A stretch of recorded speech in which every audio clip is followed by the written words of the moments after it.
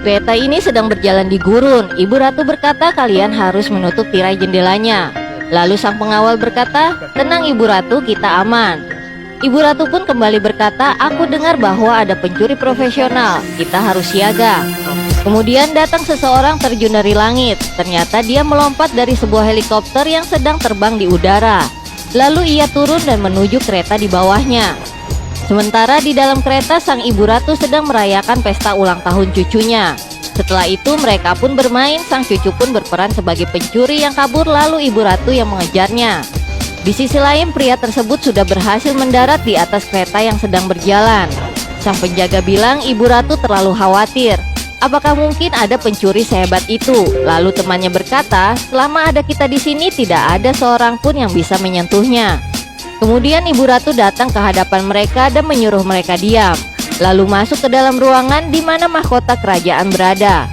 Kemudian cucu Ibu Ratu pun berlari dan coba bersembunyi dari Ibu Ratu. Lalu Ibu Ratu pun mengejar mereka dan berhenti di depan penjaga. Lalu Ibu Ratu bertanya kepada para penjaga, apakah cucuku bersembunyi di dalam? Masih terheran, lalu penjaga itu berkata, bukankah tadi Ibu Ratu masuk ke ruangan ini? Kenapa sekarang Ibu Ratu ada di luar? Seketika mereka pun membuka pintu ruangan dan hanya menemukan simbol huruf A. Dan mahkota kerajaan pun menghilang. Ternyata yang masuk tadi adalah pencuri dan sekarang dia ada di atas gerbong kereta.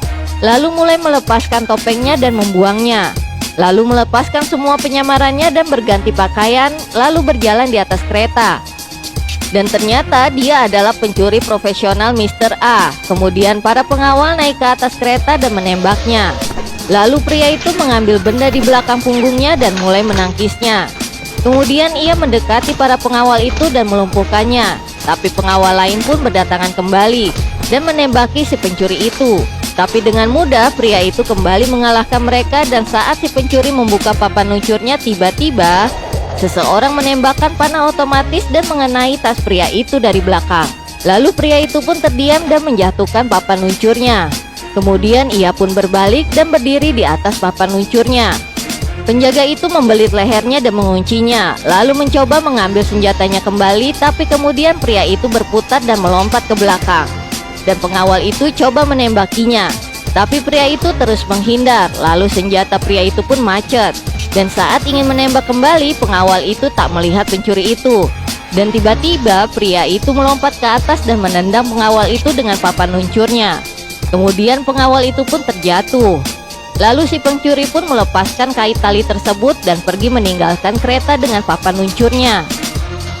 Lanjut ke part selanjutnya ya, hanya di Snack Video.